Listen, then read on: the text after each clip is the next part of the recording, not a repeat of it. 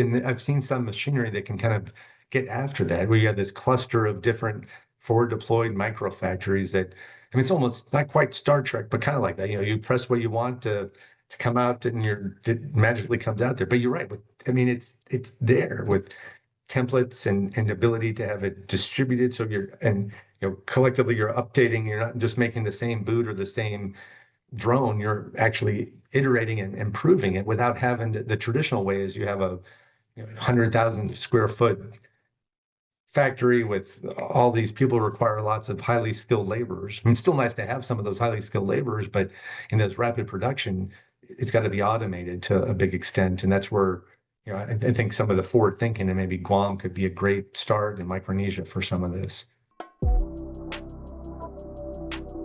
Happy day. It's your innovation coach, Rob Jackson, and welcome to another edition of the Innovate Guam podcast, the podcast where we look at all things innovation, technology, and improvement related to the island of Guam. Don't forget to subscribe and follow me on YouTube, Facebook, LinkedIn, Instagram, and Substack. My podcast dropped at the beginning of each week. Be sure to check out my Innovate column in the Pacific Daily News the first and third Fridays of each month. Well, my guest for today's podcast, somebody I'm extremely excited to have on to have a really good discussion.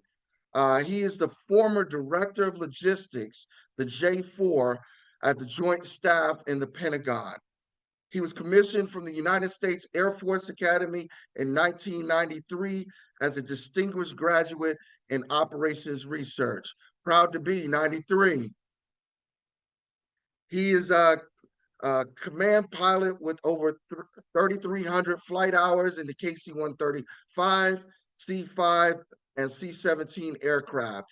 He's led operations in Southern Watch, Allied Force, Enduring Freedom, and Iraqi Freedom. His other educational credentials include a master's degree in industrial engineering, an MBA from a Japanese university, concentrating in international corporate strategy. He did that as an Olmsted scholar studying overseas. He also has a master's degree in international relations. His key assignments include Deputy Commander, 5th Air Force. While there, he was director of the Joint Air Component Coordination Element for Japan. He is recipient of the Defense Superior Service Medal, Legion of Merit, and Japan's Order of the Rising Sun. He's currently Chief Strategy Officer at Airspace Intelligence, focusing on AI-driven logistics innovation. Ladies and gentlemen, I give to you Lieutenant General retired Leonard Kosinski. Leo, welcome to the podcast. Thank you, Rob, my friend and classmate. It's a great to be here, and really glad that we've been able to reconnect here after 30 plus years from our time together at the Air Force Academy. I'm looking forward to the conversation today. Absolutely. So we have a tradition here. We start off with a few icebreaker questions to kind of see where your head is at in terms of innovation. So innovation-wise, what is your definition of innovation, and what does innovation mean to you? All right. No, I appreciate that. And I might get a little bit deep on this because probably, from our time in the military and others, innovation, lots of different definitions and lots of different purposes for it. But when you mentioned me going to school in Japan, I studied under a professor named Ikijiro Nonaka. And we can talk a little bit more about him, but he actually did his PhD work in UC Berkeley, probably one of the more famous, I think, Asian professors, definitely in Japan and in business. And when I studied under him, it was almost like they have a system in the Japanese universities called Zemi. It comes from the German word seminar, and basically when you study with a professor there, not only do you write your dissertation, but you kind of study under that professor for life, that student professor kind of relationship. And so sadly, he just passed away after the age of 89 here earlier this year. But my definition comes from him because that's what he kind of was all about. And actually, his whole start was writing about Japan after losing the war, not from the military aspect, but from learning. And he has a famous book. It's been translated in many languages called The Essence of Failure in Japanese, um, Shitsu. And based on that, kind of came up with a knowledge creation theory, which is all about innovation. So simply, innovation is defined from him, and I believe in this, is simply a collective process of creating new meaning and value for the future. And in that, he emphasizes that innovation is brought about by humans, not just science and technology, although those are a part of it and accelerating. And the other, that true innovation comes from that collective wisdom generated through dialogue between people with different backgrounds and perspectives, and sometimes through some heated conflict and debate and friction as you do that. And you've probably seen that in your career where crisis, you come up with something, but if you have everyone's perspective and everyone's got a say in it, you come up with that, that innovation. So, man, it's a little bit longer definition there, but that's where I'm thinking, and that's why, what you're working there in Guam, and just glad I'm passionate about, to help and support what you're doing. Yeah, so I love that definition. I really appreciated that discussion. I think I'm interested in reading that book. As a certified Lean Six Sigma black belt, I really get into a lot of the old school Japanese wisdom in terms of how they approach management, how they approach continuous improvement. So I think I'd be interested in reading that book. So One of the this is a good. concepts, yeah, go Go ahead. ahead. No, I'd say just one of the, well, I want to say, but I guess one of the concepts from that is just the definition of knowledge too. And maybe we can get to this, but I'd never really thought about this, but there's two types of knowledge he talks about, and this is kind of those who study the innovation and knowledge creation. You've got explicit knowledge and tacit knowledge, and it's almost like you imagine an iceberg. If you ever seen an iceberg, from the Yes. top, you see it looks pretty ominous, but the depth of it, the real mass is the bottom of it. And that's really Yes. the tacit knowledge, things that are just through experience that are, really valuable knowledge. But, kind of the Japanese thing, someone who's a samurai swordsman or a sushi chef or just that tradesman and that art and skill where it's tough. You have to find the way, but, to get that knowledge into more of an explicit type way to use it. So. Oh, yeah. So this is a great segue into the next question. You had the privilege of being an Olmsted scholar, studying in Japan, studying under a luminary Japanese professor, but you've also had assignments all over the world, Hungary, Japan, Africa, the Middle East. Talk to me about how these international experiences have changed the way that you see problems or changed the way that you approach problem solving. I think the biggest is just to understand someone else's perspective, which goes to kind of Nonaka's kind of theory about that. Just, the empathy of, not sympathy necessarily, but empathy of, like, coming from it from someone's perspective in their shoes. So it maybe even started off I had a chance when we were at the Air Force Academy together. I went off and did an exchange at the Naval Academy. And it's not quite international, but, Yeah. you know, similar academy, but different. And so that was the Yes. first time kind of in the joint perspective and those, kind of but for the audience, the joint, Marine, Navy, Air Force, different perspectives. But that was a little bit eye-opening. And then, as you talked about, I'm just very fortunate about assignments over in Japan, over in Hungary, other places, and one, and in Africa as well. One, just to realize how important, the U.S. relationship is, and then and how, to many of our countries and allies there, but also too how important and it is to be able to listen and understand the capabilities of our partners and allies, which is key. And then, Yeah. go further, which I know we'll talk about, but I don't want to get too far ahead about regional sustainment framework and other things, but just how we can leverage, because some of it's just geography, some of it's just local knowledge, some of it's just innovation. And again, as I talk about my definition of what I believe in for creating knowledge, it's different perspectives, different experiences to be able to bring that together to create future value and innovation. Yeah, absolutely. And Leo, I hope they weren't too brutal to you, the squids over there at the Naval Academy as an exchange cadet. I'm sure when Naval Academy played Air Force, that was kind of a brutal week for you. That was a tough week there, and so we made sure we kind of gave it as good as we got it. So there's I still There we remember, go. yeah. So we can talk about that later, maybe offline something. Yeah. Yeah. So tell me about some of your probably most favorite international experiences, particularly anything that relates to Guam or the Pacific. I, yeah, I tell you something. Probably my favorite kind of goes over to Europe, this multinational thing. But I think when we talk about Guam, maybe the most, I don't say favorite, but just something that comes to mind. So when my last job, I was the director of logistics, as you said, for the Joint Staff. So kind of the global integrator for all things logistics for the Department of Defense. And as we looked at supporting, last few years, Ukraine and things in Israel, still had to get up eye on the prize, the main effort, which is really in the Indo-Pacific. And with that, to get, directly to Guam. And so as the J4 and those out there, kind of we use the Napoleon system where J1 is personnel, two intelligence, three operations, four logistics, five strategy planning, six cyber things. So the J4, and then my counterparts in the Army. So the Army G4, the Air Force A4, Navy N4, Marine Corps senior logistician, Defense Logistics Agency director, and the Assistant Secretary of Defense for Sustainment, Honorable Chris Lohman. So a few years ago, maybe 3 or 4 now, we do what we call a service fours trip. And that what we would do is to go travel to someplace around the world or even in the US as a collective of the senior logisticians to be able to kind of get eyes on the scene, to kind of inform and to see that. And so the time we were doing, because we're coming off COVID, we finally could travel again.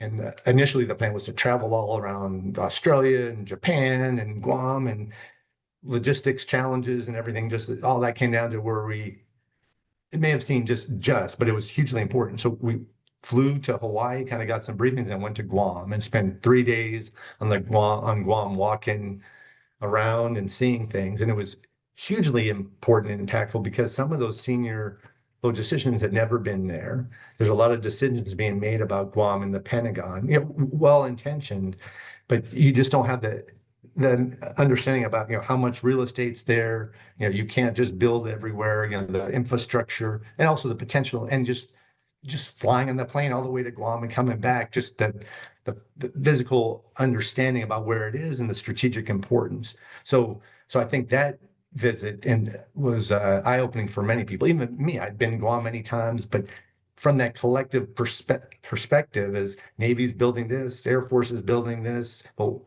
what about kind of combining efforts and then looking at some of the infrastructure and that importance before we start throwing stuff in there, we need to kind of build the infrastructure, build the capabilities, and wouldn't it be great to have this manufacturing kind of capability and other capabilities there, ship repair and other things. So that was anyway. I think for this podcast and for what you're doing, that visit, and it wasn't all that led to many other things, but that was a huge made a huge impression on me and on all the service fours that just to understand this current state and what investments need to be done at Guam. Yeah, great opportunities there. And I think that, traditionally, what we've looked at in terms of Guam is just kind of the basing model. It's a forward positioning for forces. And what we haven't thought further than that is kind of this true hub for industrial capability, that really there's an opportunity to have a whole bunch of defense, logistics, and sustainment cottage industries, if you will, not just on Guam, but across Micronesia that support the joint force and support the objectives out here. And that kind of gets me into kind of my next questions. I'm kind of going to go down a rabbit hole. Let's talk about concepts and definitions. Two ones that I want to focus on. the idea or the concept of contested logistics, and two, what it means when people talk about tyranny of distance, particularly when they're talking about the Pacific theater and tyranny of distance, because you kind of talked about it a little bit when you were talking about the service force um, trip out there, get an appreciation about kind of how far Guam is away from even Hawaii. You think you've made it to Hawaii and it's just kind of a jump over to Guam. No, it's actually a 7.5 hour flight from Hawaii to get to Guam. Yeah. So starting off with the contested logistics, which there's a joint concept for contested logistics that was put together a couple of years ago based on the joint concept of future concept of warfare. But really simply, if you start, and then there's a whole secret type annex to it all, but it's you can just look at contested logistics is that the challenges you even get with the weather situations or anything, just being able to trying to move whatever you want to do, people, cargo, to wherever it needs to go, and those challenges that can happen to that network. What the biggest challenge has been over the last several decades is we have adversaries who have been looking at U.S. capabilities. And another thing with contested logistics, I think, is a sidebar is maybe complacency. The U.S. is the greatest power in the world, and with our allies and partners, we've been able to do things, anytime, anywhere in the world. The reality is there's one thing in the Middle East to be able to do that when you have just the geography and the forces massed, and the others that tyranny of distance to have to move massive equipment and supplies, and the fact that you have adversaries that's looking at everywhere along that supply chain to cut us off. To be an open press, you'll hear about hacking, in Dallas or in Texas water systems or railways and other things. Yes, Like, oh, what does that mean to the big things in the world? It means that, and the fact that it's open source means that and then you can read, you know, China, People's Republic of China, the PLA, their military's writings on things about affecting our supply chain. This whole Sun Tzu thing about best war to fight is when you don't have to fight at all, and to be able to right. cut us off there. So that's where I start, thinking about all these challenges to it, but the kind of the remedy or what we need to do. And this is where I think Guam is a huge piece of that, is why I think about the 3 Ds of strategic logistics, global logistics. Uh, Maybe the first is distribution. And so this is something that we're kind of always thinking of. I was a pilot in the Air Force for 30 plus years, and Navy, if you need fuel, DLA, Defense Logistics Agency, order it and they'll deliver it to you. But that's in a non-contested environment. What if they, Right. in that we often hear that last tactical mile. When in the Yes. Pacific, you're talking about the last tactical thousands of miles, and how do you Yes. distribute that? So that's the thing. If it's not there, you can't make it or produce it there. And this is where there's a lot of potential for that, cottage industry of whether about fuel, generation or energy or advanced manufacturing that could be great in Guam and Micronesia, because the less you have to distribute to get out there, the better. And then but distribution, unmanned over rocket cargo to undersea to just unmanned things. We just don't have enough ships and everything to do that. The second Right. D of that strategic logistics to look at is data. And this is another Data. area where innovation at Guam and others can help. But just a few years ago, when I was at the Pentagon and we're trying to move munitions to support Ukraine, or we have something in the Middle East with the Houthis, I could get a simple question from the Secretary of Defense at the time, Secretary Austin, or General Milley, or even from the president. Leo, how much fuel do we have at that base? How much munitions do we have on that ship? Those are knowable bits of information, but there's a Yes. time where we'd have to make phone calls, put it in spreadsheets, PowerPoint. And so this is anecdotal, but that piece is just one of many pieces of data that strategic decision maker needs, and the fact that we don't have access to it real time, just to have a common operating picture. And then once you have that data, which we made progress with that, then how do you use advanced artificial intelligence, predictive analysis to be able to see holistically through that supply Yes. chain And then when you get contested, to be able to reroute along that. So that's that. And then the third D, which kind of goes to this, I think a solution against this contested logistics is defense industrial base and resilience. And I think that sometimes I'll take the D off, but it's 3 Ds you need it, but it's industrial base writ large because dual use things, if you have a machine, advanced manufacturing that can make shoes, but then they can make military boots in the same line, or they can make drone parts or other things that's actually the best thing. If you have a place where and Guam needs it, Micronesia needs it, where you have that capacity for Yes. commercial, and then you can switch on to be able to have that capacity for defense items, additive manufacturing, kind of 3D bonding to put things together in these micro factories. So that's a long answer to that. But if you tie all that together, but underlying that, you need to be forward. I mean, that's hence if we build everything US, CONUS, all great in coming to the United States, but we won't be able to ship it and do that. You need it there. And maybe another D that's not in that 3Ds is deterrence. And I don't know if I know you had a previous talk about nuclear enterprise and B2s and all that, but I tell you, deterrence and industrial base logistics, that ability is deterrence. And I don't know if people think about that, but you think, well, having fighter planes and missiles, but if you can't repair and replace and replenish and reconstitute, then the adversary just has to kind of wait it out, and then you're out. And so if you have the ability to kind of continue to supply that fight from a forward operating location, there in the Pacific, that deters, and that makes the adversary wake up and say, maybe not today, maybe not for a while, because but if you don't have that there, that's when they can start maybe thinking that there may be an opportunity for them to be able to cut our supply chain and take advantage of that. Interesting that you wrap logistics into deterrence. Not many people will go there. They think deterrence is inherently an operational capability, but you can achieve deterrence through a logistical capability, how robust your supply chains are, your sustainment capability, et cetera. So I really like that. So that kind of really dovetails into my next question, and it's really the third D, talking about the defense industrial base. So the new National Defense Industrial Strategy, emphasizing resilience and distributed manufacturing across the defense industrial base. Let's talk a little bit about that.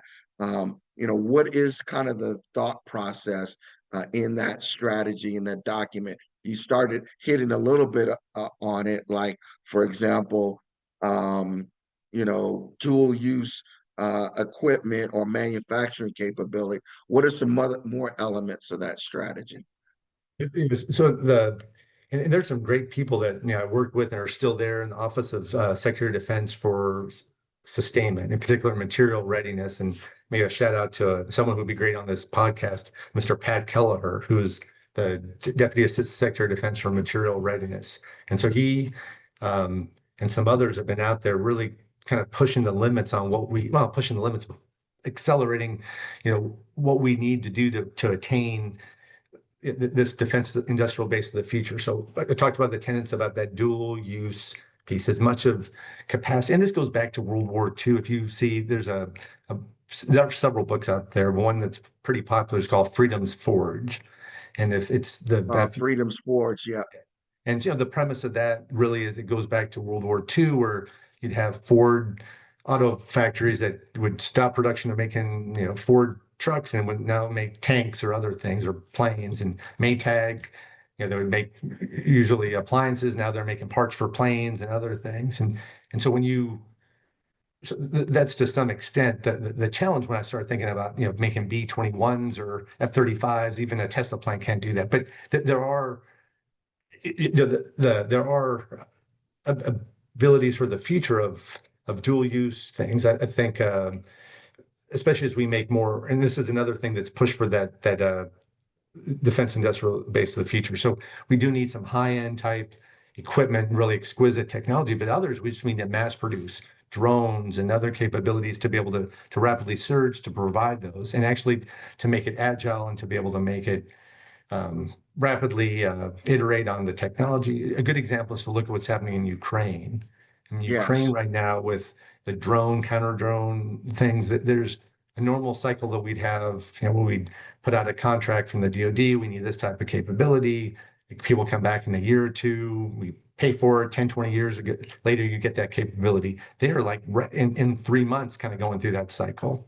And Yes. so I think that agile, resistant, that distributed network connectivity piece, um, are all part of it. And then the other is, I've been looking at this a lot, is, in some ways, is, to get some, it's the supply chain. And so ideal world, you have this circular sustainable idea, which is great for an environment, but basically like all the equipment, that things that you make, you can actually grind down, use as feedstock when they get old to kind of make new things. Because one of the rare earth metals and other Mhm. things, I think that's another thing Yeah. where innovation can happen about, one is designing things to be mass produced, designing them to be modular and scalable, designing the the the material itself to either be something Or a that's locally circular supply sourced. chain. Yeah, yeah, because otherwise, something as simple as like a military boot, and have studying things. There's like 160, a typical one, 160 different inputs for the supply chain. It shouldn't Mhm. be that complicated. You could, but if that's for a boot, imagine other weapon systems and other things. But there's ways of the reason that's the case is because we've just been designing what we always thought a boot needed to be for the last 80 years, as opposed to having great innovative young folks think about, what do we need, and then rethinking kind of an innovative way of totally a blank sheet design to make it manufacturable for the future, and kind of advanced manufacturing capability. Yeah, even in the fashion industry, different people exploring 3D printed shoes and sneakers and stuff like that. Going to the idea of maybe a 3D printed boot, which is one file, and that file can be printed anywhere, and then you can resupply off of the STL file. So I Yeah. think that's it. I mean, then I've seen some machinery that can kind of get after that, where you have this cluster of different forward deployed micro factories that, I mean, it's almost not quite Star Trek, but kind of like that. You press what you want to come out, and it magically comes out there. But you're right. I mean, it's there with templates and ability to have it distributed. So collectively you're updating. You're not just making the same boot or the same drone, you're actually iterating and improving it without having the traditional way is you have a 100,000 square foot factory with all these people require lots of highly skilled laborers. I mean, it's still nice to have some of those highly skilled laborers, but in those rapid production, it's got to be automated to a big extent. And that's where, I think some of the forward thinking, and maybe Guam could be a great start, in Micronesia for some of this. Yeah, so you've already started touching on it. Kind of what does that look like? The opportunities for small organic for deployed industrial capabilities in Guam and Micronesia, besides the potential um, 3D printed kind of piece. What other capabilities? You see opportunities in terms of ship repair, submarine repair, aircraft, heavy equipment sustainment kind of activities. I see all of above.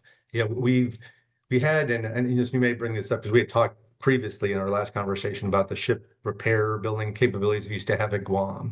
We used to have those Yes, in other places in Asia. We used to have those places in Europe as well. What happened soon after we graduated from the academy, ended the Cold War, we thought right. Russia, it looks like they'll be our friend. They might even join NATO. China's, yeah, the and we didn't realize what the Communist Party was doing there, but we thought, that could be a billion plus, customers and capitalistic society, and Yes, everything's peaceful, and we downsized. Like when we graduated from the academy, we probably had 500,000 to 600,000 active duty airmen. Now we have about 300,000. So I think that with that size, we brought everything back. I mean, Guam, a lot of those capabilities, hospitals, housing, everything got just downsized because well, it's hard to point fingers, but I'd say, kept our left, eye off the ball because of the focus while, China was still building up and with their plan. So I think all that ship repair, that, an IT piece too for AI type as we Yes. work through that. Um, and then the 3D printing and then also assembly. There's some technologies out there called 3D bonding, which it's good to, one of the challenges with additive manufacturing, you make parts, but then you still got to have people to put it together. There's this infused 3D bonding, which is a same micro factories out there that I know companies are working this that can actually infuse, whether you make a shoe, but now instead of 160 parts, it's like two or three that you can infuse and you don't need to sew. Sewing, welding are the big limiting factors. You still need people to do that, but that takes a lot of training and time and people. But there's ways of overcoming that through technology to assemble it, and which textiles, other things. So if you had those types of capabilities in Guam and Micronesia, you can, you wouldn't have to order stuff back from the stateside. I mean, you'd be able to make it there, and then in time of need, you'd be able to make, sailors' uniforms, shoes, seats for planes, repair stuff, drones, especially drones. I think those things that require, mass to be able to build as needed to have that kind of capability would be helpful. But it's that whole ecosystem that would be great there. And if again, not to keep talking about China, but this is just something that's naturally happened, and we've kind of through our own investment outsourcing. You go to places. That's why China can produce like 80 million drones capacity a year, something crazy like that. In the U.S., we can produce about 100,000. Mm, So and part of that's because we've outsourced, just like solar panels and other stuff. But there's the right. ability to bring that back. And when I say bring it back to the U.S., that's Guam, and that's actually the best place to have Yes. it because it's there forward located and ability to connect back with the technology and stateside too. I mean, we could that that collective piece. And so I believe when OSD is looking at that regional sustainment framework and that defense industrialization of the future, that is part of it. And that's why I mentioned Mr. Pat Keller too, because he was on that trip. He spent a lot of time visiting Guam, and he understands the location and the importance, and is a driving force behind some of this. And so that's, next time I see him, I'm gonna kind of ask him what's going on with Guam. But I think that's Guam and that Micronesia should be an integral part, not just for a place to land and park your ships and things, but a place to produce and provide that capability, which again is deterrence because it thwarts the adversary who's trying to destroy supply lines because the supply is coming from right there. So that's could be a really powerful combination there, I think, for Guam and Micronesia. I love that discussion. I kind of want to circle back on one of the capabilities you were talking about in terms of 3D bonding. That's something that's kind of new to me. It sounds like almost like a an increment of like cold spray, just um, like maybe engine MRO, and you have worn components and stuff, and you build those back up with cold spray or whatever, as a type of like quasi additive manufacturing. Is that kind of what 3D bonding is like? It is, and the technology we're looking at is this inventor out of Spain that's been working this, and then working with the U.S. We just this company I've been kind of helping is finally got this SIBR, Small Business Innovation Research grant with the Department of Defense on this. But it is so. You imagine, I mean, the microfactory they're looking at is about the size of a TSA when you go through security, airport security. So that size thing can produce about 1,500 pairs of shoes a day or 3,000 drones a day. And so you imagine a mold, like you said, you have a mold that's in some database and it's set there. Usually the challenges with a lot of the manufacturers, those molds for shoes, for example, cost like 10,000, 20,000, and they have to be set, and it takes a while to do this. This way it could be like automatically designed off the template to put in there. You have all the components. So you imagine drones or car seats or anything that you'd have to sew. You kind of pre-place everything in this template kind of thing, and then it pushes, it infuses this 3D bonding, whether it's the rubber, whatever the material is that creates this amazing bond. And so, so even the best, seamstress that puts a sewing stitch, that stitch becomes a place where it could potentially break by having this like Yeah, it's a constant weak point. bond. Yeah. Yeah, And so that's yeah. exciting because and the technology has been around there for a while, mainly in the shoes, but we're looking at how can you expand? And there's probably other ways of thinking, but it's just how do you rapidly produce? How do you eliminate some of those challenges, the bottlenecks, which in this case is labor. Not that we wouldn't want labor, but it would take everyone on the island of Guam to go go to sewing school and do welding. They could do that, but I think they could add more value with more with their minds about things and with innovating and doing Yes, that piece.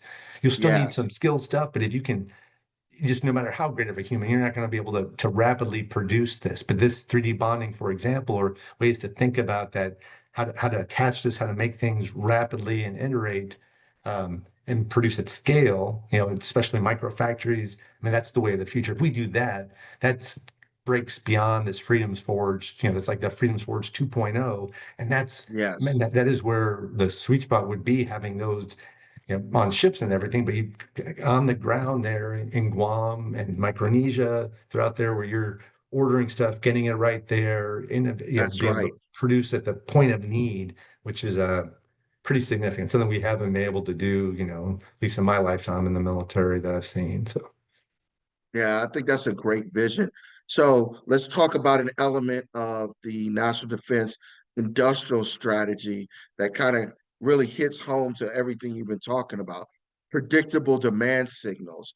So how do we kind of get our hands around the predictable demand signal so that we can posture the correct amount of capacity and capability for it so that it actually is a benefit and it's not like set up for failure.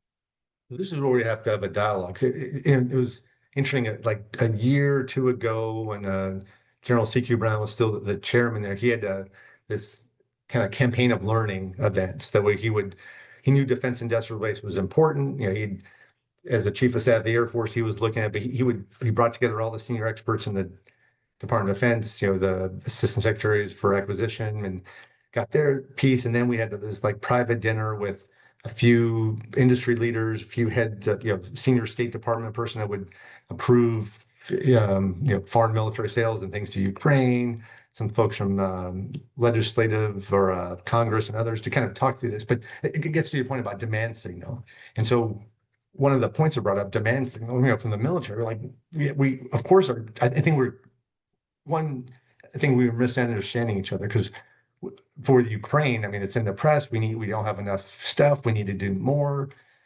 And so that's what we think demand signal. But if you're industry, like, hey, that's nice, Leo. But what we need for demand signal is a contract, someone to pay to Yes, do that. And for, yes, for a few years, because if they know, hey, 10 years, here's what the expected demand is, you can go to your board of directors, go to Wall Street, get some good financing and be able to build that out. But that's not the way we've been budgeted to do that. And so I think there's an understanding. I've seen more multi-year contracts. I think with the new push, there's going to be more opportunities for that in this, from the OSD and this from the new latest budget. There's looks like lots of funding for industry. So this is why I'd challenge and recommend folks in Guam to reach out, make sure they're getting connected with the Defense Innovative Unit there and OSD, Office of Strategic Capital, all those places that are trying to reinvigorate and incentivize the industrial base.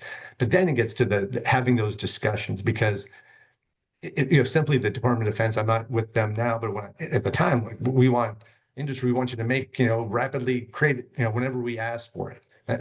That's nice, but it doesn't work like that. But what they can do, that's where that dual use. Man, if you can, make these kind of manufacturing capabilities that have commercial ability and also military use.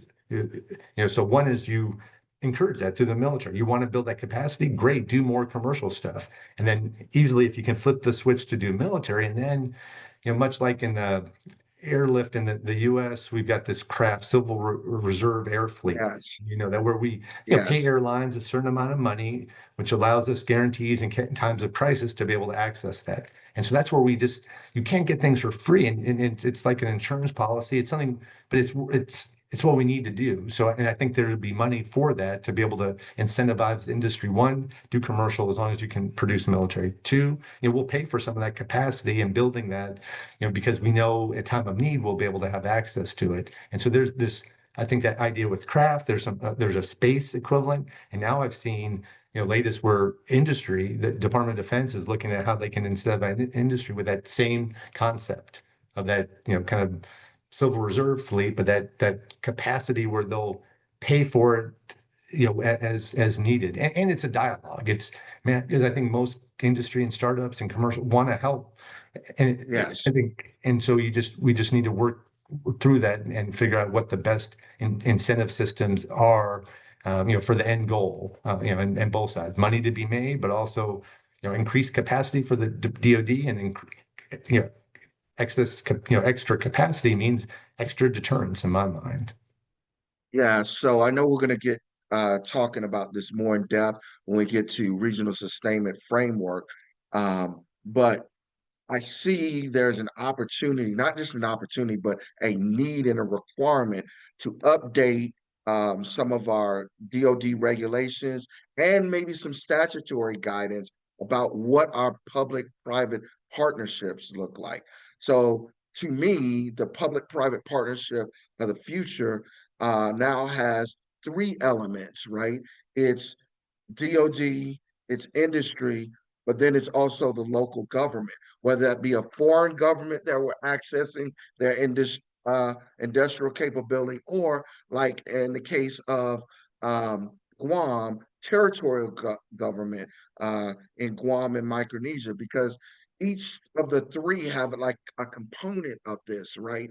In order to be successful, you're going to need DoD, right, as the requirement and the requirement holder, and that's where a lot of money is coming from. You have industry that's providing it, but then you're going to need uh, the local government from a workforce development, infrastructure, facilities, all of those kind of things that help enable industry to be successful in delivering what they need for DoD.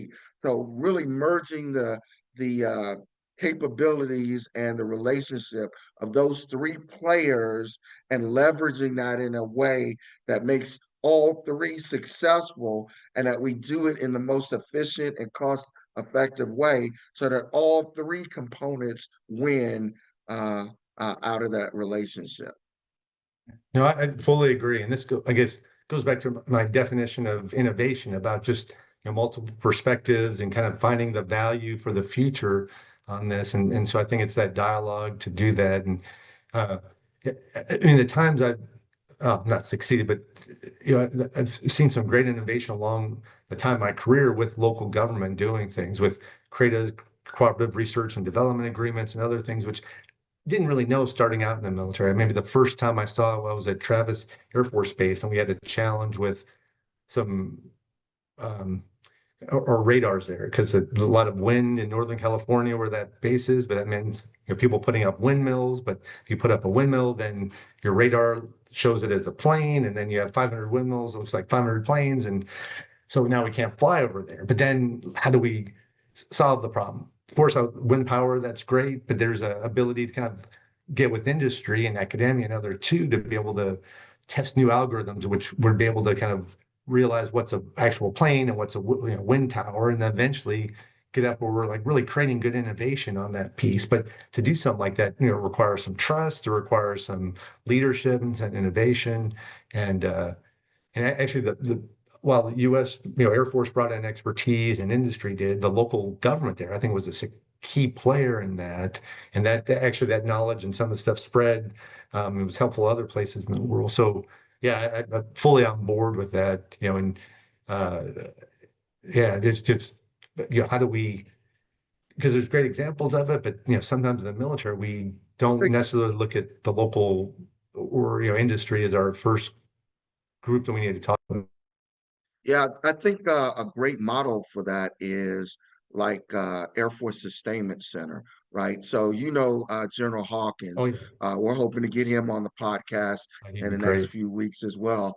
But AFSC has these huge um, industrial centers that are located in different areas: Georgia, Utah, Oklahoma City, Oklahoma.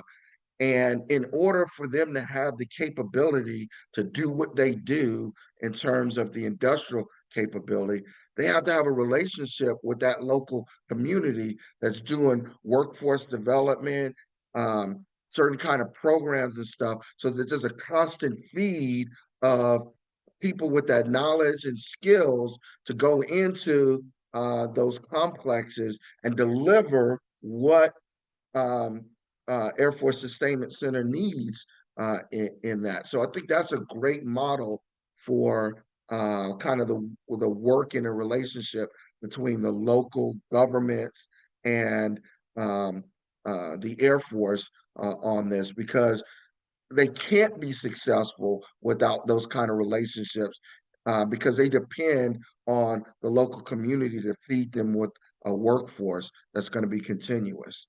Yeah, no, it's great. I mean, General Hawkins is a good friend. I highly respect to him, and I fully agree on that. He's also done some great work. I've worked with him on, or followed what he's been doing with Japan and some other allies and partners. He actually has I forget exactly what it stands for, but he calls it Falcon, like Ford Area Local Yeah, Network, or what I'm saying. I have to look it up, but I don't want to waste time. But yes, Air Force Fighting Falcons, so I kind of tied that in there. yeah, But it's basically what we were saying, that Ford area with that local, competency, that and network there for logistics and that piece, and that's. I see that model. You're right, around continental United States, but Guam and Micronesia, that would be ideal to be able to leverage that. And he's a big forward thinker, and so if I know there's ship repair, other things, but aviation repair, and then just mentioning Japan and other allies and partners, that one of the things that needs to be in this concept is that three Ps is great and local is great, but as inclusive as we can be, because that allows scope and scale. So if you're fixing planes and parts down in Guam and you can make F-15 parts, Japanese have F-15s, other Koreans do when they're down there for exercises and all that. Why not? I mean, that should be the first place to go. Like, get those parts fixed and do that there to build up that capacity, which kind of ties back to the whole concept of the regional sustainment framework. yeah. So, Leo, I'll be honest with you. I'm concerned that there's a small window of opportunity for Guam. It seems like the way that the Pentagon is moving out with the regional sustainment framework is they're going to, the countries in the region first to set up those bilateral agreements with Japan and Australia, Singapore, Korea, Philippines, etc. And not enough focus is being put on Guam, and Guam is actually U.S. soil. So, the idea that we're going to go and we're going to set up these uh, agreements with foreign countries to leverage their industrial capability before we build up maybe the smaller cottage support industries on Guam and throughout Micronesia is maybe something that really needs to be looked at. And if we don't act soon, particularly the leadership of Guam, whether it be the governor as well as our congressional delegate, we've really got to be that squeaky wheel, and because it makes sense when we talk about it like this. All of this makes sense, but right now I feel like we're being overlooked. Well, I think you have a great point, and it's not malicious. It's just that, and hate to we're ignorant maybe, but just of just not knowing. And I saw this with Guam, when we did the service tour, forest trip out there, but anecdotally too, when the whole Afghan retrograde and moving Afghans around, there was talk about, well, send them to Guam because Guam's got all these housing and everything out there, and because Vietnam, we had could send all these troops there. Guam did, but not, that was 20 years ago, hospital capability. So there's one is just old memories of Guam. The other is just people just don't. And again, they're good Americans working the Pentagon, but you tend, the farther you get away, you just, it's out of sight. But you're right. It makes sense. I mean, that's U.S. soil. This is, it can be done in conjunction with the other countries in Asia too, having Japan or others, and if they want to be part of that, that's great. But focus on yeah, I'm with it, because regional sustainment framework happens to be I think this is where the maybe the disconnect is because oh, it's in Europe, it's in Asia, so we have to go talk with Asia and European allies. We do, but it's just an oversight. Got Americans there in Guam. So, but if we don't, you're right. The sense of urgency and just be that squeaky wheel because it's not just regional sustainment framework, which Guam should be part of, but then also all this innovation money for U.S. business and industry that's coming can go that way too, and then Correct. you can get more bang for your buck there. But yeah, I see that Correct. again. And it's just a different paradigm of looking at Guam. If our national leaders back in DC could start looking at Guam more like this is America in Asia. This is America's footprint in Asia, and you can kind of get the best of both worlds there. So stop looking at it just as a place to park forces, but actually as a strategic lever in order to do what you want to do in this region, not just militarily, but also economically, through that. And that's where you can tie in the industrial capability using Guam as your strategic footprint and inroad into Asia to pull those kind of agreements together. I think so.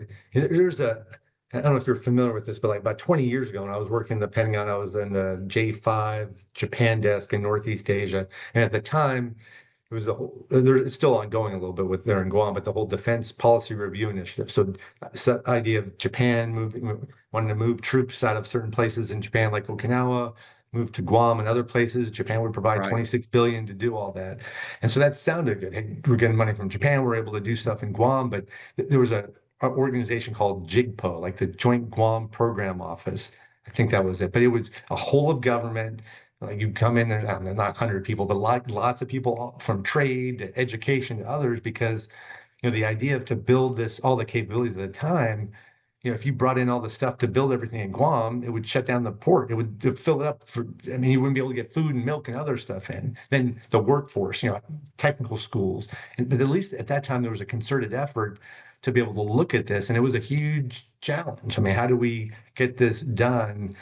But but it takes that whole of government type of effort too. So this is DoD is a big player in it, but there's a lot of other government agencies too that can help as well. And so yeah, it is, to be fair, in my experience, again, it's not that a malicious intent, but with the different government agencies that have offices or oversight over Guam, Guam's just not the priority or have the front and center that it needs to be. It would be in a right. high-end fight, but if you don't do stuff now, as you said, and put stuff in place, Correct. it's going to be too late. So how do you?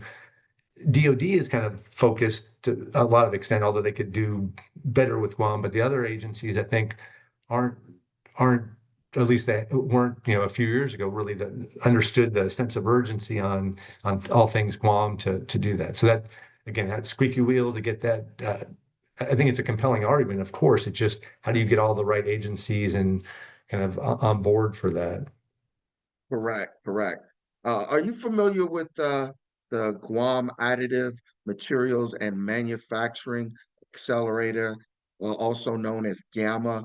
This is joint 3D printing initiative between the governor of Guam, the U.S. Navy, and Astro to 3D print submarine and ship parts. Yeah, so I am just recently because I knew you had mentioned it, but in my talks in here in DC with a friend who's on the with the NDIA National Defense Industries Association, so aware, and it's from what I know of it. I mean, no a whole lot in the depth, but what I've gathered is it sounds like a model that would be good to use for other systems and things there, like aircraft and other things. But it's I'm be interested to hear more, about that. Yeah, I see that as a good complement and foundation that could lead to Guam being this tech and innovation hub of the future. If we're doing Gamma and we're going to create this 3D printing capability for ships and submarines, right? One, you need to have like a ship repair, submarine repair MRO kind of capability that complements that, that makes use of the 3D printed parts, right? And if you get good at that and that's kind of a success, then that can spill over and broaden into other kind of use cases like we've been talking about before, aircraft, um, heavy equipment, but even more importantly, I think it also becomes a magnet that attracts commercial industries for those kind of opportunities. And then it goes into what you were talking about before, like these dual use micro factories or whatever. If you've really gotten this off and going, now maybe you have in the same micro factory on Guam, you're printing parts as needed for submarines and ships for the U.S. Navy, but while that capacity or capability isn't needed, you're printing commercial industry parts to go to Asia or for an Asian company to go to the United States.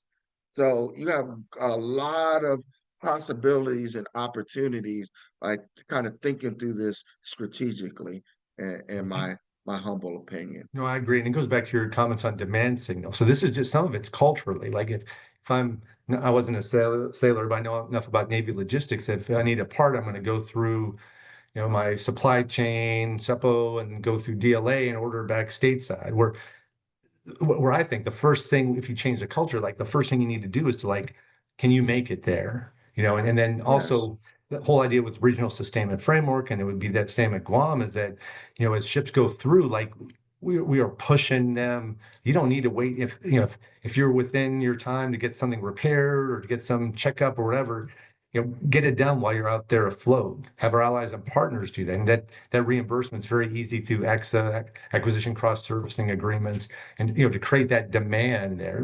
Initially kind of, maybe force it, but I think in the end it would make sense. And then in a conflict, you're not going to be able to talk to the adversary and say, time out, I need to take my ship Yeah. back to the Yeah. US or plane back. And so, Yeah. but if you don't, like you said, the sense of urgency, getting that capability now to do that, and you know, there's funds now and understanding that we need to, like the Civil Air Reserve fleet, we need to provide some incentive to industry to do that to help with the manufacturing, and then, the commercial piece, which could be part of that whole public-private partnership to kind of, get industry into. That becomes a perfect situation. It's not just, I mean, great for defense, which I'm concerned about still, but also great for the economy, great for all things Win-win out there. all the way around. Yeah, yeah. Win-win all the way around. And I think this kind of takes me to like my next question I want to pick your brain about. And it really has to do with the local entrepreneurs, right? So when we talk about that industry component, a lot of this knowledge and the skills necessary to execute on this is coming from off island. What would you say to the local entrepreneurs about the opportunities and how to kind of focus or position yourself either to be a reliable sub to maybe some larger industries or being a prime to um, Navy or other services in supporting these logistics and sustainment needs. No, I mean, again, it's going to be, I think, with some help from the Department of Defense and Navy and others to, help, support. But, I'd say locals are one is just with I mean, obviously you can go off island to go get training and all that, but we've got, I mean, now you can learn about to do pretty much anything through online type of courses and that. And you can also bring whatever expertise you need to on island to kind of train the trainer piece. And so this is where, if you can set that ecosystem and that demand signal and that with contracts to have folks there on the island, Guam, like proudly be, main players in that, eventually try to be the primes to that. Again, it sounds easy and there's some work behind it, but it's not insurmountable. And I think it's, finding those areas where they can start building those capabilities. And then, with US industry and others, being smart too about, investing in the local economy there, helping those startups, as to be primes on that. And so that's, I think if you get these bigger contracts like that Gamma for shipping, sub repair, MRO for planes, that it could naturally happen. But I think whatever solution is, like you said, that three Ps, or of it should be the local government, local people in that, to be a main player, to build that industry. Because it not the normal method, but sometimes, Lockheed or whoever else, brings in their experts there to do that on island. Okay, that's to some extent, but that's not the long-term thing I think we're thinking about for that sustainability and Absolutely. growth. It's Absolutely. Because I feel like uh, the residents and the citizens of Guam have a vested interest. And, they're very prideful, very patriotic, because think about it. World War II, they were invaded. They were invaded and conquered by Japan. They have a vested interest more than anybody else to support these kind of cottage industries for sustainment, logistics, MRO, et cetera, and stay here and be invested in it for the long term rather than importing what I would call mercenary, skill sets from off island to come in here for 1 or 2 years. And then you constantly got to rotate them in and out and pay a large incentive fee to get them here and pay per diem and all of that kind of stuff. I feel like that if you write the contracts the correct way and you put in the right kind of incentives for industry to have apprenticeship programs, to hire local workforce, to train and develop their workforce as a part of the contract and contract incentives, it will lead to the best value for everyone. Yes, it might be a little bit more expensive up front, but for the life cycle of the contract, it will probably be less expensive. And more importantly, you'll get a better readiness outcome from it because you'll have a more stable workforce, and that workforce will be in place for the long term so that the DoD can actually reliably build their plans around having this capability here because it's stable. It's not going anywhere. These people are going to continue to grow and develop, and it's going to be just kind of something that is self-sustainable, if you will.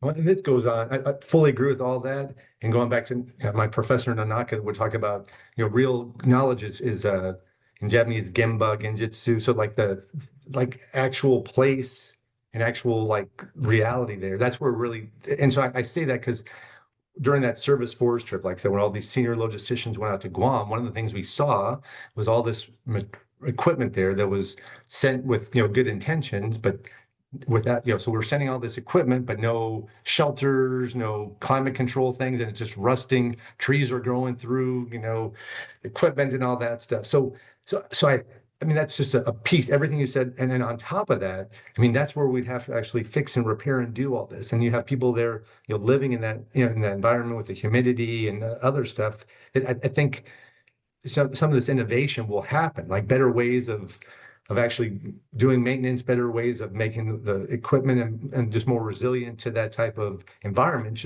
which is where all the equipment's going to have to operate. And not that people aren't smart back here stateside, but if you don't live in that environment, you don't understand like what's needed Right, to be able to extra resilience, whether rust, you know, prevention or other things. So I think right. added on to that, everything you said, and I bet there'd be some great new innovations, not just with that the climate, but the location and other things. Just having that perspective, being in that area, uh, excited if we can, make sure that folks have the right tools and innovative capabilities. Now they bring their own perspective and enthusiasm and desire and passion. Man, it's going to be Yes, really powerful. And again, much better than if we yes. were making that stuff back here in the in Texas or someplace else, because it's that's not Guam, that's not in the Pacific, and yeah, so yeah, I fully agree with what you're saying.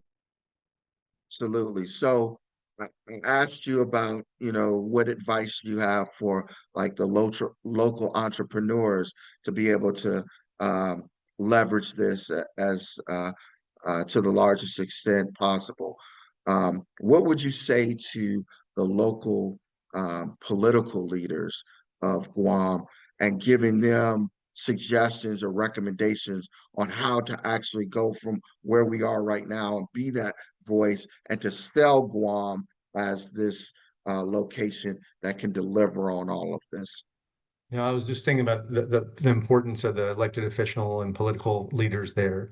Yeah, I think they're going to have to, as they do, and they're elected to represent and kind of make the pitch for, better life and opportunities. I think they're going to, whether it requires traveling to the U.S. or just invitations, and I think being kind of demanding customers too of the federal government, the Department of Defense, come out and be able to see what's there in Guam, to come out, to be able to show all these opportunities. People in Guam shouldn't have to travel all the way to DC to go to conferences to find out, these great opportunities. I think you've got so much military presence there. And so I think, yeah, I mean, everything you're talking about, just understanding the strategic importance and then being demanding of the U.S. government, which is our own benefit, but to come out and really, provide the expertise and the opportunities and the education for, these local entrepreneurs, and to make it easy for them, easier for them to be able to support, the Department of Defense. But it's going to require, a significant campaign. But I think, I mean, Guam, it's yeah, just some work to be done. But I think that's, really a lot on the shoulders of the political leaders there to be able to get that message out, bring in Department of Defense. I think, I mean, just having been in the Department of Defense just a few months ago or several months ago, I think they'd be more than willing. It's just that oversight. I think they just don't understand the opportunities and what could be done there, and that vision that you're kind of promoting, which I think is wonderful for, where Guam can be, kind of in the future, and Micronesia too, is that entrepreneurial, cluster of just great innovation, and again, more of that capacity, great for commercial, great for defense, and goes back to great for deterrence as well. Right, right. So there's two things that I've really been passionately advocating, and I'd like to see if I can get your cross check or heading check um, on what I'm saying here. The first thing is that um, uh, the elected leaders really have to sell this through the DoD's eyes, understanding the DoD policies, the DoD goals, the DoD objectives, the DoD plans, limitations, capabilities, and capacities, and talk it through that lens rather than it just be, well, we want this because it's good for Guam kind of deal. Show how this really improves and allows the DoD and Indo-PACOM to meet their goals and objectives, not just what it's going to do for Guam. Because I think that's an easy sell about what it's going to do for Guam, but you've got to be able to sell it through the eyes of DoD and Indo-PACOM. And the second thing is, I feel like a lot of senior type folks on the island, I feel like are caught in a catch 22. And that catch 22 is I need to invest seriously and heavily in workforce development. But at the same time, I can't invest too much because I don't have anything in hand. I don't have a contract. I don't have a workload. But my argument has been that you're going to have to go out on risk, if you will, and double down on the workforce development, because then you use that as a marketing tool to say, look at what we're doing, look at how many we're graduating, look at how what we're spitting out in terms of folks who have these industrial skills to the military standards, not just to basic commercial standards, but to military standards. We're already graduating this amount. This is why this workload needs to come here. This is why you need to come and set up shop in Guam. You kind of have to do it before you have the bird in the hand, if you will. And that's kind of, I think, something that maybe people are a little bit leery about moving out on because that sends a demand signal.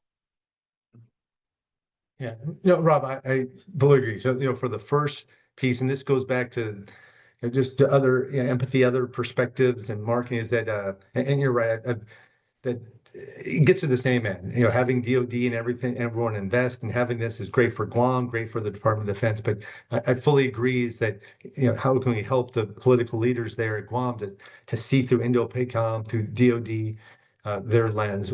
My previous job working the Joint Staff, I like the Joint Staff in the essence of it's while there's political input from Department of Defense and others, it's really ultimately about the joint warfighter. What does that joint warfighter need to be more effective on that piece? If that's where Right. you keep your focus on, and then you tie this in with regional sustainment framework, with the challenges and threats all through there, and why Guam makes sense. I think that's the way to sell it, and the end result will be great for Guam, of course, but agree, they need to and then this is probably where you others can help with that military background to help the political leaders be able to have that message. The other two, I understand that catch 22 and it's right. I mean, that's just human nature and to bring something in. If you don't already have some of that capability there and that advanced workforce or the skilled workforce, it's going to be tougher. I think you'll need to do it. There may be a way to moderate some of that risk by having those discussions with the DoD, and Mm, others to be able to get some of that demand signal, get some of that funding and other things up front, or at least somewhat played out. But um, I think Guam's going to have to show that they're ready and willing and to do that risk. And that's where I've seen not just countries or states or others, but companies lately. There's a company, Androl, you may be familiar with. It's oh yeah, and so not to promote them or anything, but the concept of traditional primes would wait for. I mean, they'll do R&D, but they'll wait for the Department of Defense to say, "Here's my requirements. Here's what I want." Androl, if at least in concept, is they're innovating and figuring out what the Department of Defense needs before they even know they need it and build it, all that. to them to Now, solve here their it is. problems. Yeah, And so I think the same yeah, with the workforce and what the political goes ties with both of these questions about selling it to the Department of Defense and selling it in a good way. I mean, but it's that you know educating the Department of Defense and informing and advocating for what Guam is and what Guam can be and how that's just essential. And it's it'd be the U.S. DoD has to invest, has to jump on board because otherwise we're missing out on a huge opportunity. And it's a blind spot. I agree. Just that Guam's not a blind spot. There's plans and other things there, but this type of potential you're talking about, that industrial base, that piece, that's really powerful, more powerful than, you know, just being able to land planes and launch stuff. I mean, that being able to right. support that fight is huge. So yeah. So on both, you're on track, at least in my opinion. Okay. Well, thank you for that feedback and that heading check. So, as we get toward the end of our discussion, it's been a great discussion. Um, I'd love for you to share kind of your vision and kind of your kind of overarching thoughts on this. Do you see a vision of Guam as that potential 21st century tech and innovation hub? And if so, can you kind of summarize what you think are the potential steps to get from where we are right now to kind of that vision? Yeah, and so I do see Guam that, and in particular through our discussion today and just recent discussions on Guam, and not just Guam, other places in the U.S. and around the world, but I think just in particular with our main focus out there in the Indo-Pacific, in Guam and Micronesia just plays such a huge role. So I think getting there, a lot of it we've discussed through this podcast. I think you've been kind of from the political piece that needs to be there, from the education and that, from the demand signal, from providing the workforce, and then and just I think having that dialogue and that awareness and that sense of urgency, as you said. I mean, this can happen, but waiting 10, 20 years for this to happen is way too late. I mean, I'd say we're almost behind. It would should Yes, but that's how that's I okay. feel. Yeah. And so I think, working with a sense of urgency, working closely with the Department of Defense and as teammates and the public-private partnerships you're addressing, those are all important. And then that how do we enable this? Because all this is great, but it really comes down when I talk about the joint warfighter, that piece, supporting that. But I guess the joint warfighter equivalent in this is that entrepreneur, that young man or woman who's just looking to, like, how can they make their future better? How can they do that in helping national defense? They've got ideas. How do they realize that? And so those are the people we need to focus on. Helping them with whether financing, with just understanding, with loans, with structure and peace. And I think your podcast and other efforts are getting to that. It's going to take a whole of nation, whole of Guam effort to do that. But because I know the potential's there. And then, so if you get that, you tie all this stuff together, then, I see the future of this is just, if we could fast forward, 10, 20 years from now, one is we wouldn't have any conflict in the Indo-Pacific because we've built up and we have the deterrence and we're enough to do the, and you've got, a Guam and a Micronesia that's producing manufacturing stuff that they couldn't have imagined manufacturing before. You're fixing Yes. ships and planes, the IT or the intellectual property or the innovation and stuff there in Guam is affecting places around the world. Just Yes. whether it's designs or and production things. So that's where I see that, and then it's because we are in a connected world, and just how do we if we have all this lined up, I just see life and prosperity and the national defense, everything being you know so much better there in Guam, and then Guam and the people there just being able to contribute to the world. Not that they already have, like you said. I think probably per capita more. You mentioned like more military people have served, and Right. that's wonderful and needed. Yeah, all of us have to retire if we're in the military at some point. But I really believe, not happy to get out, but I think what I found is the most effective thing for our national defense and prosperity is the commercial sector. And commercial could be Yes. defense industrial base. That's the powerhouse that drives things, that produces Yes. innovation. And so, I think a more prosperous Guam and all these different ways we're talking about is a more, you know, more defense, more deterrence for the region. And so I see a bright future. But with you, I mean, there's a sense of urgency. We got to get things going. We got to get the political leaders to be the demanding customers to be able to do this, and that kind of a team effort to kind of accelerate where these opportunities for the people in Guam. Yes. Yes. Well, great points. Any last uh, thoughts, ideas, recommendations, or words of wisdom, Leo?